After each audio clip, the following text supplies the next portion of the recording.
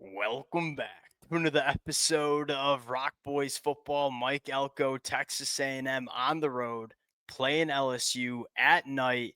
Monster matchup. Now, we've already done our preview and prediction episode for this football game. I wanted to take a deeper dive. And to many of y'all who've been rocking with the boys the last couple of years, y'all know there ain't no better way to take a deeper dive into a football game than a good old-fashioned roster battle. We are going to go position group by position group, stack these two football teams.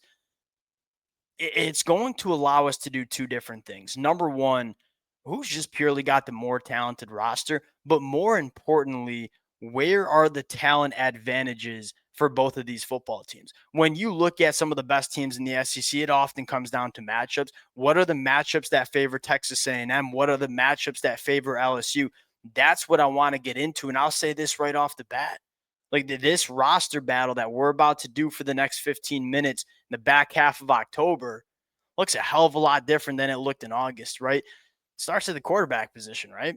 I mean, Garrett Nussmeier, Marcel Reed. I think even the most optimistic Texas A&M fans way back in August, you probably take Garrett Nussmeier heading into this football game. Well, now that we are in the back half of October and we got a half a season of sample size, that conversation gets a little bit more interesting in terms of what quarterback you trust the most.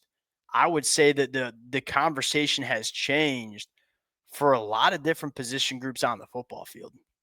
Fired up to get into it. Before we do, and as always, y'all let it fly in the comment section. The best part about doing these roster battles, hearing from the fans, because it can go so many different ways, and it often is kind of like a choose your flavor conversation. Y'all let it fly. Appreciate you guys. I get this episode is not for everybody. It's a little bit more nitty gritty. The amount of support that many of y'all have shown for this kind of episode has been amazing. Appreciate you guys. If y'all do enjoy the content, consider subscribing to the channel. Let's get into it. Marcel Reed, Garrett Nussmeier. What quarterback you taking in this matchup? I think you got to go with Marcel Reed. And there's a couple of different reasons. Number one, there's this problem we have as a college football fan base where we just highlight completion percentage when we're evaluating quarterbacks as if that's a direct correlation to how accurate a quarterback is. That is woefully false in a lot of cases, and especially Marcel Reed's case. Because you look at Marcel Reed and say, all right, 61% completion percentage, that's not extraordinarily high.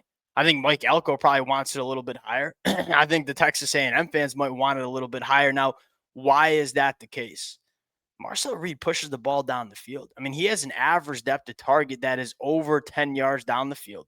He's averaging 10.7 yards per pass attempt, although that completion percentage is a little bit lower. I don't think it accurately reflects how accurate and how good of a quarterback Marcel Reed has been. Because you look at Garrett Nussmeier and say, all right, the completion percentage is 66%. It's a little bit higher than Marcel Reed's. Yards per pass attempt, 7.1. And Marcel Reed has been the better quarterback. And here's the real difference maker here between the quarterbacks I'm taking. When you have a football game like this, give me the quarterback that's more dynamic. Give me the quarterback that can make it happen when it's not perfect. It's been kind of the storyline for LSU. Like Garrett Nussmeier is a really good quarterback, and he's going to go in the NFL draft, right? How good of a quarterback is Garrett Nussmeier when it's not perfect around him, when he doesn't have a great run game to lean on, when he doesn't have a clean pocket to work from? Because those are two concerns that we really do have in this football game for LSU. You are down your starting left tackle, have struggled to run the football all of 2025. And I think because of that, you've seen Garrett Nussmeier struggle a little bit in 2025, a little bit more than a lot of people expected. On the other hand, you look at Marcel Reed and say that the thing that stands out to me, a 9.1% pressure to sack ratio, even when it's not perfect for Marcel Reed, he's been phenomenal getting himself out of trouble. You know, whether it's just going, being an athlete, tucking the ball and going, being a difference maker with his legs, or it's just getting outside the pocket and extending plays. That's the biggest improvement you've seen from Marcel Reed is how he manages a pocket. He's not quick to drop his eyes and become a runner.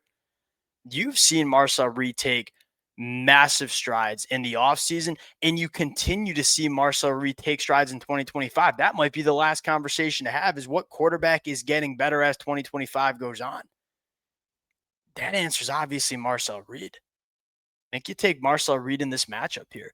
Running back position, I don't think this is all that complicated. Even with the injury to Le'Veon Moss, the depth in the running back room for LSU is a serious problem. You know, Caden Durham's been battling injuries. You have a true freshman in Harlan Berry, who I really do like. Then you got a couple of, is it fair to say gadget guys? You know, Xavier Thomas takes some reps, Jujuan Johnson gets some opportunity. The LSU running back depth to me is a problem. When you look at Texas A&M, even with the Le'Veon Moss injury, you still have Reuben Owens, who I think is coming on. You got a true freshman in Jamarian Morrow, who is a Texas A&M fans. I'd be really excited about this kid. It feels like Texas A&M is slowly trying to incorporate him more in the offense, not just as a runner of the football, him out of the backfield as a pass catcher. He's really dynamic. I think you've loved what you've seen from EJ Smith. Amari Daniels is a very capable back. Give me the running back room that has more quality depth to, and I think that's Texas A&M. Here's the kicker. Wide receiver position. Let's go pass catcher position in general, because I would argue right now LSU's best pass catching weapon is Trey'Dez Green at tight end. What pass catcher room are you taking? This one kind of depends on what style you like. Now, for Texas A&M, the argument for Texas A&M is that they got the two best wide receivers on the football field, and I feel pretty damn comfortable saying that. Mario Craver and Casey Concepcion. What stands out to me about both of those wide receivers is, even though Texas A&M, you can make the argument, is a little bit too reliant on their top two guys, man, they're so easy to get involved in the offense. You can move them around. They can win vertically. They can be yards after the catch demons. When you have wide receivers that are so multi-dimensional, like Texas A&M's top two, even if you're just a little too reliant on your top two guys, but they can do so many different things and there are so many different ways you can get them involved, it's not as big of a problem. Now, if you favor depth, multi-dimensional pass catcher rooms, you might lean LSU, right? LSU they have 6 guys that have garnered over 20 targets. Texas A&M only has 3. So there are more names that LSU is comfortable leaning on. Trey'Dez Green being a guy that, 6'7" hooper, that this kid is really coming on for LSU. Probably going to get the red Sharpie treatment. In fact, that's something we should talk about. If you're Texas A&M, Trey'Dez Green is the guy that you're giving the red Sharpie to. I am very intrigued to see how Mike Elko tries to deal with Trey'Dez Green. But you also have Barry Brown. You also have Aaron Anderson. You also have Kyle Parker, who's come on. You got a lot of different guys. I personally will lean with the top end talent. That's Texas A&M. Offensive line. This one's very, very clear, right? You look at Texas A&M, their ability to run the football and hold up in pass protection. And that's been the storyline for Texas A&M. Last year, I would have been a little bit more nervous if I was a Texas A&M fan going on the road to play LSU, because that when you go on the road, you have to trust your offensive line and pass protection. Last year, Texas A&M in pass protection was not great. They could run the football last year, but they really couldn't hold up in pass protection. This year they can. They can also run the football just as well as they did last year, but what they've done in pass protection, that's what stands out. LSU got some massive question marks. And number one, do you continue to struggle to run the football? Because if you do, and you have to have Garrett Nussmeier dropping back 40-plus times in this game with a backup left tackle, you got a guy in Cassius Howell on the other side, it's going to be a problem, right? DJ Chester, who we project to be the starting left tackle for LSU in this football game, replacing who I think might be the best offensive lineman in Tyree Adams, that concerns a lot of LSU fans. And so I look at it as a kind of a double whammy. Number one, you struggle to run the football. So we think LSU is going to have to throw the football a lot in this game. Then they're going to have to lean on DJ Chester's the backup center, who is now going to play left tackle against Texas A&M, trying to deal with both Cassius Howell and Deion Hayes. That's a concern. I think you lean pretty favorably with Texas A&M's offensive line, which takes us to the defensive side of the football. And that's where it gets a little bit more interesting because Texas A&M's defense has been a little bit Jekyll and Hyde, right? We've seen some elite football games from Texas A&M's defense. We've also seen them struggle a little bit. Well, let me start with LSU's defense, and we'll go position group by position group, but I want to share some thoughts on the defense in general. Just how good is the LSU defense?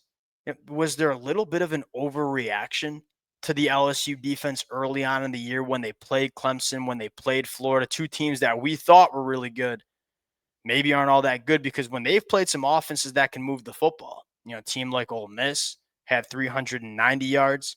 Well, excuse me, Ole Miss had 480 total yards against LSU's defense. Vanderbilt last weekend had 400. Just how good is this LSU defense? I think is probably a little bit bigger of a question than we thought 2 or 3 weeks ago. Defensive line, I think the emergence of Deion Hayes opposite Cassius Howell has been massive for Texas A&M because the first couple of weeks of the season, Cassius Howell has been that guy.